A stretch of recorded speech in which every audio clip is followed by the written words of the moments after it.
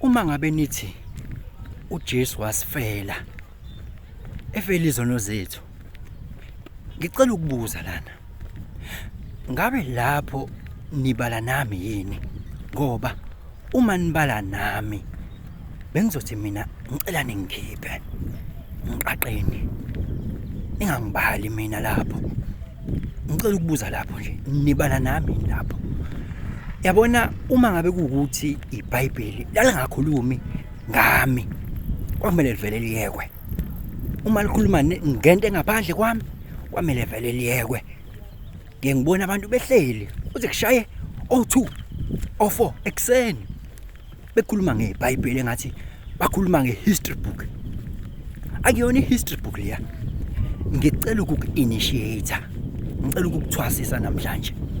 Mhlawumbe angazi noma kuzomela ngiqale ngikufundise inumerology, noma kuzomela ngiqale ngikufundise i-astrology noma i-astronomy, kodwa ngiyazi ukuthi i-neurology yona uzoyazi. Uyabona, iBhayibheli akuyona ihistory book leya.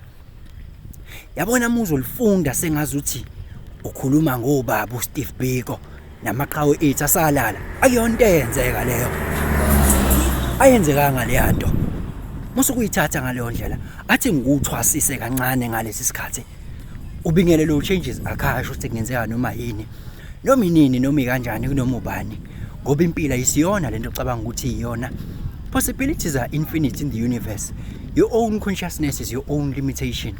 Kukude lapho esisuka khona futhi kukude lapho esiya khona. Beka phansi umoya, ungatatazeli. Uyabona, ubobheka ke lapha ya kunama element ekulokhu kukhulunywa ngawo njalo nje. Ngizokunikeza ihint encane. Yabona, mawukhuluma ngento ezithile bese uyithatha literally, yilapho ke la ufika ulahleke khona. Ngcono vele uthule ungabatshela abantu, ungazi lokhu lichaza. Ukhuluma ngolwandle, ukhuluma ngemikhumbi, ukhuluma ngentaba. Usho ukuthini kanti lo mbhemu othi ngimbonile uGod and the place is called Peniel. I saw God face to face and the place is called Peniel. Ayikho wena ni pineal gland na, ikwena, and is the seat of consciousness. That is when you will be able to see God. Then I shall be single, your whole body shall be filled with light. Single eye. Single eye. Uzongitshela ukuthini ke wena? Uzongitshela ukuthi kumele ngikhipha amehlo lawo ukuze ngisale nehle lodwa, noma uzongitshela ukuthini?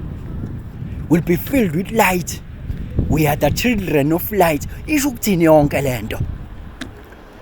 Lona owelele walala kwaze kwavunguza kwafika isiphepho. Uyabona, umkhumbi eBhayibhelini urepresenta ingqondo yakho. Umkhumbi urepresenta ingqondo yakho, umkhumbi. Yabo, nesiphepho ingqondo yakho, ukuphithiza kwayo, ukuphithiza kwengqondo yakho. Wase bamthatha bamuthi boom phakathi emanzini. Yini amanzi lapha ya? Laphana ulwandle. Ulwandle represents the eternal infinite now. Saphela isiphepho uma bemfaka lapha phakathi emanzini. That represents the eternal now. Angithi ukulibona ulwandle ukuthi likhulu vast kangakanani. Mase umthatha umfaka phakathi. That represents the eternal now. Sathula isiphepho. Shuthi uma wena uba kwi-eternal now, kwi-present moment, ziyaphela inkinga nokuphithizela kwengqondo yakho. Kuyaphela konke lokho. Ngayizwa indaba. Akekho umuntu wakho nyofishi la wamthatha umbhala kaxa ngaphandle. Ayikho leyo nto. Abantu baye bekhulume akekho umuntu wambatha isikhumba semvu la. Kodwa phela makukubhenefithisa wena ukuyithatha njenge history book, yeah, then go for it. Akekho umuntu waphandle imbatha isikhumba semvu la ukuze imbusise inkosi noma uyise. Leyanto isho kuba manipulative womuntu, ukwazi ukumanipulate impilo bese imnika lento ayifunayo. Hayi, angazi ukuthi abantu banjani mina.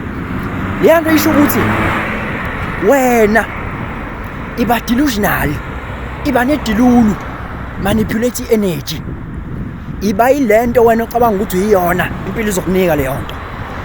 Impilo ikunikeza into ready for yona wena. Akekho umuntu wangibhathi isikhumva semvula. Uyayizwa lonto.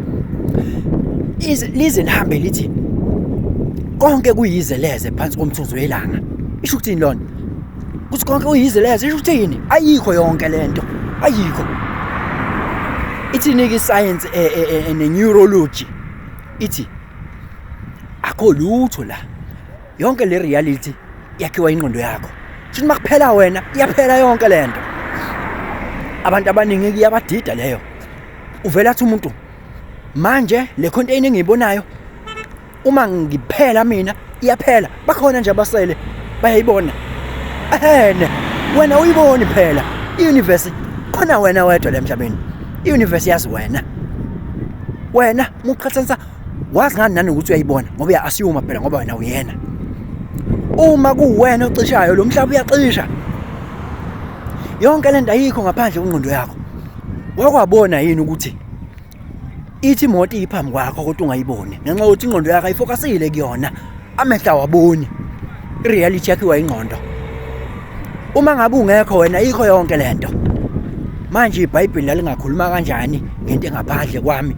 Shuthi iBhayibheli lazobe likhuluma ngento engekho phela ngoba yimi owakhe reality uthi bekhona. Hayi bye bye.